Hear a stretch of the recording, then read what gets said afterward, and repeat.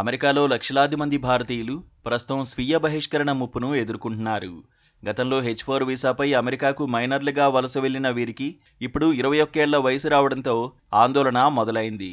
America immigration చట్టాల ప్రకారం ఇకపై వీరంతా H1B వీసాదారులైన తల్లిదండ్రులపై ఆధారపడిన వారిగా అర్హత కోల్పోతారు. అయితే H1B వీసాదారుల పిల్లలు డిపెండెంట్ వీసాతో అమెరికాకు వెళ్లే అవకాశం ఉంది. వారికి 21 సంవత్సరాల వయసు వచ్చే వరకు ఈ వీసా అమల్లో ఉంటుంది. ఆ తర్వాత వీరు మరో వీసా హోదాకు మారడానికి 2 ఏళ్ల గడువు ఉండేది. అయితే ఇటీవల ఇమ్మిగ్రేషన్ విధానంలో వచ్చిన మార్పులు వారి భవిష్యత్తును ప్రశ్నార్థకంగా మార్చాయి. ఈ క్రమంలోనే సరళమైన వీసా విధానాలున్న కెనడా, UK తదితర దేశాలకు వలస వెళ్లేందుకు పలువురు ప్రయత్నాలు చేసుకుంటున్నారు.